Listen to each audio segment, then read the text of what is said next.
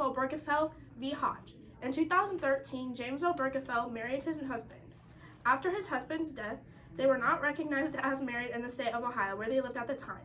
Mr. Obergefell sued the state of Ohio, saying by not recognizing his marriage, Ohio violated his 14th Amendment rights.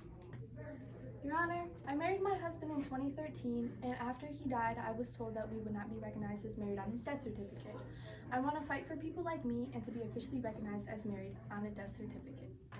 Your Honor, Ohio's Constitution clearly states that, quote, any marriage between persons of the same sex shall have no legal force or effect in this state, and if attempted to be entered into the state is void ab initio and shall not be recognized in this state. Obergefell wanting to be recognized as married to his husband violates what is clearly stated in Ohio's recognized state constitution. Mr. James Obergefell, please rise and sit down here. Mr. Obergefell, when did you marry your husband? July 11th, 2013. And when did your husband pass away? October 22nd, 2013. And you lived at Ohio in the time of his death? Yes. Very well. Why did you get married in Maryland? Because it's legalized there? So you aware of Ohio's law against gay marriage? Yes. No further questions, Your Honor. Mr. James Obergefell, please start your questioning. So, Mr. Hodges, are you aware of the Ninth Amendment? Yes. Can you please describe the Ninth Amendment for the court? Sure. The enumeration in the Constitution of certain rights shall not be construed to deny or disparage others retained by the people. Mr. Hodges, are you aware of the 14th Amendment? Yes. Could you please describe that for the court? Even the part about birthright citizenship? No, you can exclude that. No state shall make or enforce any law which shall abridge by the privileges or immunities of citizens of the United States. Nor shall any state deprive any persons of life, liberty, or property without due process of law, nor deny any person within its jurisdiction the equal protection of the law. Very well, thank you.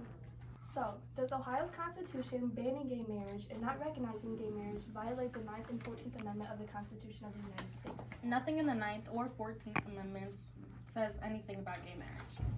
Mr. Hodges, please answer the question accordingly. No, it doesn't. And why does it not? Because, quote, no state shall make or enforce any law which shall abridge the privileges or immunity of citizens of the United States. So you admit that gay marriage and recognition of it is a right given by the government? Yes.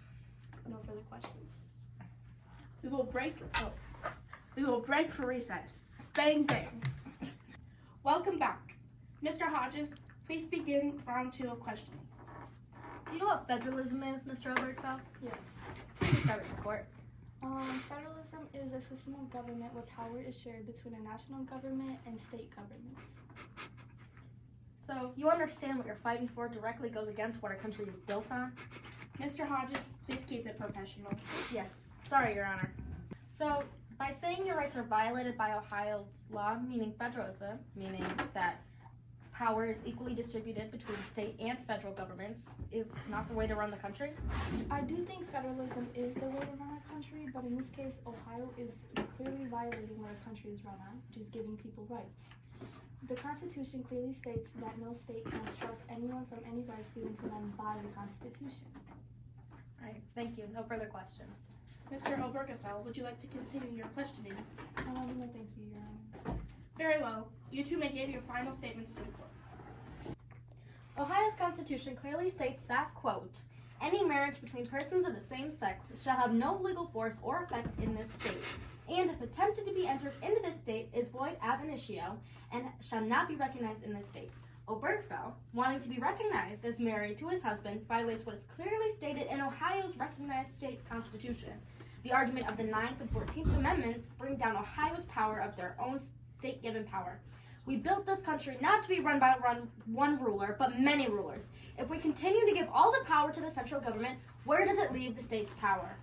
Ohio's law of not recognizing and not allowing gay marriage violates the 9th and 14th Amendments, the rights we have been given when we became citizens of this free country. If not allowing these rights, Ohio violates a constitutional law, meaning they cannot ban gay marriage and recognizing of. After the trial of Obergefell v. Hodges, the Supreme Court ruled 4-5 for Obergefell. saying that the 14th Amendment requires all states to license same-sex marriages and to recognize all of the marriages that were lawfully performed out of state. Although churches and other places of religion have the right to refuse and hold same-sex marriage ceremonies. Yeah. Go. This is the case of Obergefell v. Hodges. I said it wrong. Ah, frick. One. Your Honor, Ohio's Constitution. So, does Ohio's Constitution not... For abort. Oh, blah, blah, blah. Ah. Okay. Are we good? Yeah. After the trial. Okay. This is...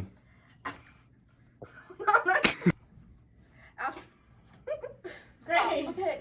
Saying that the 14th Amendment requires all states to license marriages between same-sex couples and to recognize all marriages that were lawfully performed.